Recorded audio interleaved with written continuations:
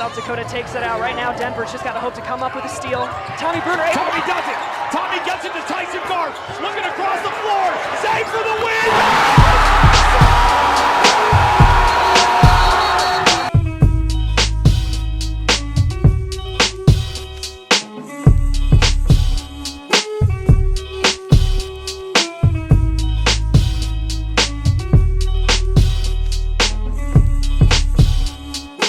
All right, hello everyone, and welcome back to Basketball in the Mountains. This is your host, as always, Tyler King.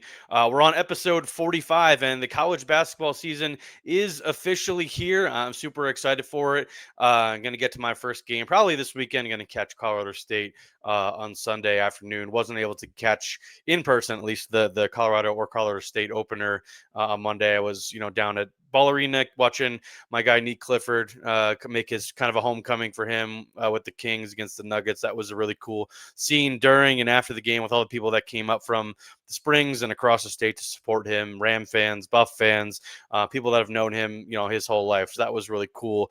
And I've got a piece over at denvergazette.com if you want to check that out. But we are back talking college hoops today, and I'll probably do another episode later this week, just giving some of my takeaways from some of the biggest performances so far, stuff that stuck out to me, because there's been a lot to get to, some good, some bad, for the teams in the Mountain Time Zone this week. But we're going to be talking about a team we haven't talked about a ton on the podcast, but a team that I know pretty well here in Colorado, and going to welcome on another coaching guest to the show today, and that is Tim Bergstraser from the DU Pioneers.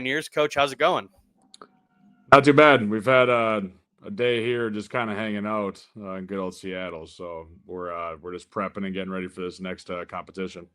Yeah, you guys obviously opened the season on Monday at Seattle U, and then get to play Washington, a nice Big Ten matchup tomorrow. You guys got an interesting first month. I think you only have one home game before December, which will be on November 15th, a week from Saturday when you play UTSA. But you guys have really challenged yourselves in this early part of the schedule. Just what did you see from the guys in the season opener? I know it was a competitive game up there in Seattle, and unfortunately you guys lost. But just what did you see from this new group? I know a couple guys you brought with you here in your first year coming from MSU Moorhead. Just kind of what do you see from the guys, and what are you hoping? How do you hope this group grows over the next couple weeks here?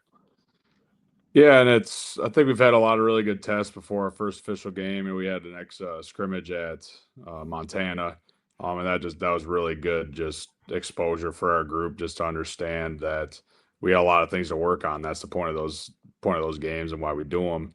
And I think a big thing for our group was just being ready to play and not having slow starts. And going to the Seattle game, I really thought that I could really tell our guys are ready to compete, and they're ready to do whatever it could take to win. Obviously, that's not how it was always going to be.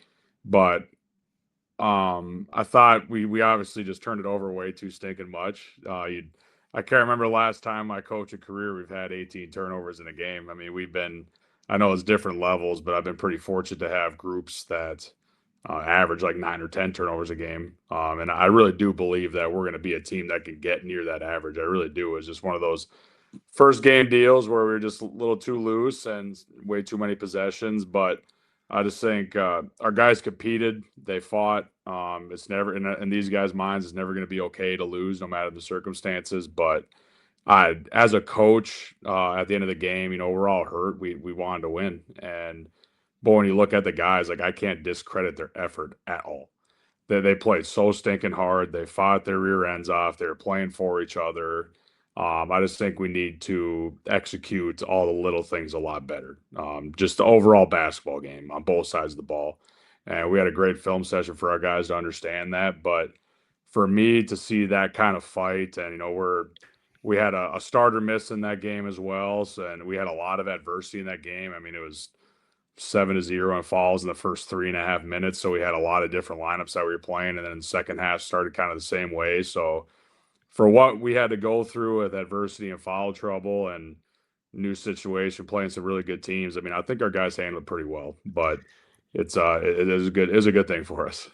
Yeah, I was gonna say, this road trip in general could be a really good thing for your group. It feels like, especially you as a first year coach in this with DU, and a kind of a new look roster. Like I said, you brought a couple guys with you from Embassy Moorhead, but you got a lot of veterans in this group, guys that have played a lot of basketball, not just in the Summit League, but just all over the country. You guys brought in a lot of different guys with different perspectives on things. Just how nice is this road trip early in the year to kind of get this group? I know you guys have been working since the summer. I remember coming to practice very early in the process for you guys, still working some things out. I'm sure you guys have come a long way since then. But for this group to kind of get to know each other, how nice of a little road trip is it here with the game Monday, you got the game tomorrow as we're recording this on Wednesday evening, and then you've got the game against Montana State at the end of the week. Just kind of how nice is this road trip for your group as a whole? Yeah, I've always been one that I love being on the road. And again, obviously, I want my family to be here. I wish they were traveling me everywhere. But just as a competitor, I think it's always fun just to get to different places that you've never been to. I mean, a lot of our guys have never been to Seattle. I've never been to Seattle. We have an A great opportunity to city. play. I was there earlier this year for the first time. Yeah. Yeah, it's beautiful. And obviously, I love Denver a lot more. But we get a great opportunity to play a Big Ten opponent tomorrow. They're going to have beautiful facilities, really good players, and it's I think our guys do have a really good business-like approach going into all these games, and it's like I said, if you're a competitor, these are the kind of experiences you want to go through. And we had a really good conversation this morning after watching film with our group of just our ultimate goal is to, no matter the outcome on Monday, whether we win or lose, there's going to be something that we need to improve on. And there's going to be no cakewalk games in the DU schedule. And all the most important thing for me with this group is that they stay together, they never break, and we continuously are finding ways to improve. And I really do believe, to the pit of my soul, that we have those kind of guys that are bought into that stuff. And so yeah, these road games are going to be perfect for us. It's as long as we continue to find ways to grow, it's going to really prepare us to be tested and then prepare us for playing in the Summit League. And I know you kind of built this roster, in mind with knowing you're going to have a difficult schedule, not just, a non-conference, but with, the Summit League stuff as well. And you probably feel like you have guys that it can be their night, anybody's night on different nights. But I mean, Jeremiah Burke, what he did the other night for you guys, playing all 40 minutes, nearly had a double-double. I know that some of the turnovers are probably an issue and he was frustrated by those, but just how nice was that to see him immediately kind of make an impact for you as someone you haven't really worked with up until the offseason. Just kind of what has stuck out to you about since he's arrived with you guys that he could be a guy that could maybe replicate that performance going forward. Yeah. I mean, JB is just first and foremost, he's such an amazing human being. I mean, I love the kid to death. He's just got a great personality, and he's kind of got that just very just low key vibe kind of thing to him. But I mean, I recruited him very hard out of junior college, so it was already that prior relationship. And then obviously he went to NDSU, and then he made the change to come to us.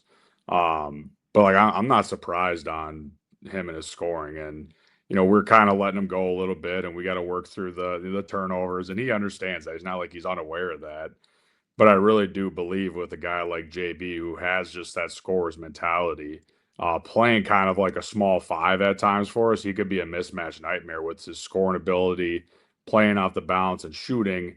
Now, if we could get him to a point of just like doing that and then adding some passing with it and not turning it over, I mean, he's going to be a very dangerous player. I really do believe that. But just to see how invested he's been into our vision for what we see in him and what we think our program could do, it's been pretty fun. I mean, he's just bought into, first and foremost, just putting weight on. I mean, he came in, I mean, he wasn't like super skinny, but I think he needed to gain like 15 pounds, and he did that. So you could tell he wants this year to be special. I wanted for him to be special just because he's such a good young man.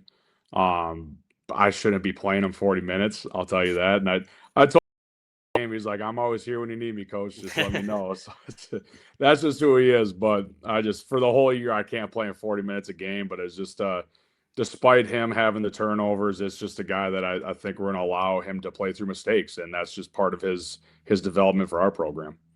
one of the guys you are certainly not unfamiliar with, and that's Carson Johnson, one of your key guards on the team who came with you from MSU Moorhead, a sophomore, had a great season last year. I know he got some preseason recognition by the Summit League as well. He had 18 points, got to the free throw line 9 times the other day. Just how nice of a D1 debut was that for him, and how important is this season for him, just watching him grow month after month after month. Maybe it's even week after week, day by day for him, because you see the potential when you watch him, and then just knowing how young he is, how much more he could grow. How nice of a debut was that, and where can he go the rest of the year?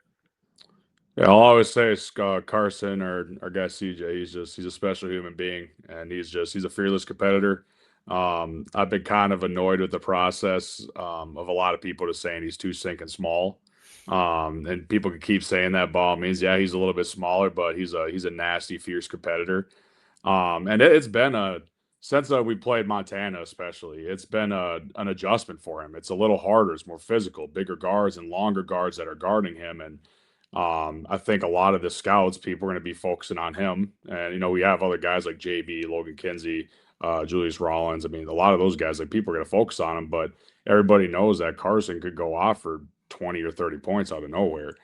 So to see him handle the physicality, the pressure, every single possession here lately, I think it's been pretty impressive. And he's gonna grow and develop. I think he'll get a little bit more comfortable because that'll be new to him. But we got to keep working with Carson. It's that hard balance of, like, we need him to score, and he's got to score his mentality. Like, how can we sprinkle in a little bit of facilitating as well? And he's definitely bought into that. So it's just up to us. We got to coach him up, and we're going to continue to do that. Find different ways for him to handle that and be great for our team. And he's such a humble, open young man. He just wants to grow, and he wants to be coached hard. So he's done a great job, and we've had to challenge him as just a leader in general. I mean, he's one of our captains for our team as a sophomore, and we're trying to get him a little bit out of that bubble of, you gotta use that voice a little bit more. It's not everybody's always going to respect who he is for his action, but as a leader, we got to have that voice too. I mentioned you guys obviously have a really challenging non-conference schedule. After the home opener in a week and a half or so, you played a couple Mountain West teams. You got an Arizona team that might be ranked in the top 5, top 10 of the country by that point. All these games on the road. Just what do you want to see from your guys over the course of these next couple weeks in these games to get ready for maybe some more opportunities for wins once December comes around, and then obviously when Summit League play comes around too? I know you guys want to surprise some people. You weren't picked as high as you probably maybe want to be in the preseason poll. What's the key for the growth? Like, what are the signs that your team is growing the way you need to in the first couple weeks of the season? Yeah, I think the biggest thing is just we don't want to repeat our mistakes that we're trying to coach these guys up on too much. Like, a lot of the things are just like I said before, like our execution stuff on both sides of the floor, and that's going to be dependent on who we're playing. But that's going to be the most important to me. And when we're playing all these, I mean, this is probably one of the toughest schedules DU's had, in a very, very long time. I know KenPom ratings is like in the last decade, but I think it's probably one of the top 3 toughest schedules they ever had. But for me, it's that first and foremost, when we go into these games where no one's expecting us to win. I mean, let's be real. I just want our guys going in there with the mindset that they're going to have each other's backs, play together. They're going to play fearless. They're not going to play timid. And we're just going to go out there and play basketball to the best. We have our system on both sides of the ball. We have a style of play, how we want to do things. Let's just buy into that. And it's not always going to work, but let's just buy into that the best we can, play with a ton of confidence, play aggressive. Don't play fearful in any way. And I can't be mad at them in the end, because you can really see it with certain teams. They go in there with the wrong mentality, in my opinion. Whether you win or lose, like, you can go down fighting and trying to play basketball the right way. And if they're going to do that at the end of the game, I really got to appreciate that. I can't overlook that. I can't be mad at that. But above all, as long as we're competing, and if we're doing that, I think we're going to grow into the team that we're trying to be, which we want to be playing the best basketball we can, especially going to the Summit League and by the end of the season. But when it comes to the preseason rank as a Summit League, I mean, any coach in the Summit would say, it's cool. Like, don't get me wrong, I think it's good to put that stuff out there, but I mean, last year, Kind of just guessing it a little bit. Yeah, I mean, Omaha was picked dead last, and they end up winning it, and Clough, he wasn't even on the preseason, team, and then one of the best players in the league. So it's all good. I think it's fun for the for the PR part of it. But we're just not. We're so focused on having a very good walkthrough shooting practice today and just trying to play the best basketball we can against a very good Big Ten opponent tomorrow. So if we just keep focused on the day-to-day mentality and approach and growing together, I really like what we could be come Summit League time. All right, Coach, before I get you out of here today, just obviously there's some really big news last week for the DU Athletics Department as a whole with the move to the West Coast Conference coming next summer. I know that, it's your first year here at DU, but kind of what excites you about this move to the WCC? Because, obviously a lot of the programs at DU have had a lot of success over the last, not just the last couple of years, but for a long time. I'm very close with the hockey program. I've spent a lot of time around them, whether it's gymnastics, lacrosse, soccer, a lot of success across the Pios landscape the last, for a long time. And I think this is a not just a important move for basketball, but it's a challenge to you guys as a program to make a step up to the WCC, which obviously is a very well-respected conference. What excites you about this move, and kind of how, how excited were you when you first heard the news, and kind of what's the process going to be like for you for getting this program ready for a little bit jump up in competition next year? Yeah, it's I don't want to say it blindsided me like in a bad way, because it is one of those deals like they need to try to keep it under wraps. And Yeah, of course. but they told all of us as head coaches, and I had no idea. It was on Halloween day. We had like a random meeting, for head coaches. So to be honest, I'll be open. I thought we were having like a little Halloween get together kind of thing for all the staff, and then all of a sudden, the leak obviously came out, so we understood that, and that's just part of the business that we're in. But my initial thought was just like wow, I think that's just absolutely amazing for just the university, the city, the athletic department. There's going to be, I mean, it's no secret either. Like it impacts basketball. I think, not just to be selfish because I coach basketball, but I think a lot of people say like the basketball world, it really impacts us. I mean, we're taking a very big leap in conferences where I think, obviously we're focused right now, but you're jumping up to a mid-major plus league just like that. And yeah, this is a league that has sent multiple teams to the yeah, tournament. It's not a one bid league every year. no, That's certainly so a jump up. yeah, but I know I like to believe I'm a true competitor, and you want to be around the best basketball, the most competitive basketball. And I mean, what else can you ask for, man? That's such a great winning tradition in the WCC, and a lot of good teams. Who's leaving? If I'm not mistaken, it's Gonzaga, Gonzaga's leaving, yeah, Washington State, and Oregon State, yes, and Oregon State. So yeah, the new but even Pac-12 with will those, start next year. Yeah, yeah. So even those three leaving, I mean, it's such a competitive league, and I'm just really excited. I got to challenge myself too, because I got to adapt. I got to just change our not our recruiting criteria, but just the type of player that we're recruiting. It's no disrespect to the Summit League at all, but it's obviously a jump. I mean, there's NBA players coming out of the WCC, so to the best guys that the NBA players that'll be playing that league this year for sure. yeah, exactly. So it's like I said, who wouldn't want to be around just the best basketball out there? And it's instead of us trying to get, the best D1 players that we shouldn't be getting, in the Summit, now it's going mentality. All right, let's go try to get NBA type players that we maybe shouldn't be getting. That's always been our mentality, trying to get the next best player that's in a way, quote unquote, above our level. I mean, I think that's what you need to do to try to compete at the top of a league, especially like the WCC. But I'm so excited for the overall vision of it. Obviously, you got to be real with yourself. Like there's a lot of building that needs to be done, and we're all very aware of that. And I'm strapping up for it. I can't wait for that part. I'm very excited. But when you look and just talk about the vision of it, you're looking down the road of what the program really could look like, the impact it's going to have on just DU, and just the university, the community, the brand exposure that's going to get out there. I mean, it's a big deal for me to look, no matter what the sport is. Like, I want people, when they look at the DU logo, just to have like a good sense of respect for it, and just like a winning mentality when they look at that logo. So I think this move is really going to directly impact that, just to get that exposure for our university. Not any bad road trips on the WC schedule No. next year. You're gonna get used to Seattle, the Bay Area, LA area, all that kind of stuff. So Yeah, I'll miss my I'm a little bit Dakota jealous trips. So it's I'm a northern guy, so I'll miss those Dakota trips. But it'll be definitely a different twist going to the West Coast. All right, Coach, that's all I got for you today. I appreciate you taking the time out of your busy schedule this week amidst the road trip. Best of luck tomorrow against Washington. Thanks, man. Appreciate you. All right, that'll do it for today's episode of Basketball in the Mountains.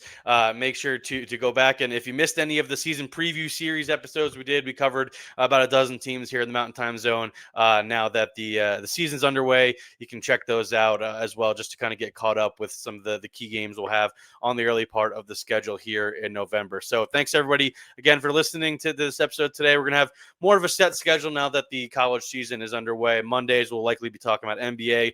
Going to try to get coaching or player guests during the middle of the week as we bridge the gap, and then Fridays leading into Saturday into the big college basketball day almost always of the week. We're going to be talking college hoops. So stay tuned for everything that's next, and thanks everybody for watching today, whether it's on YouTube, if you're listening on Apple or Spotify, make sure to subscribe to the channel, give a like on the episode or video, leave a comment as well. And thanks again for Coach Tim Bergstraser from DU for being our first in-season coaching guest this year. So thanks everybody again for watching, and have a good day.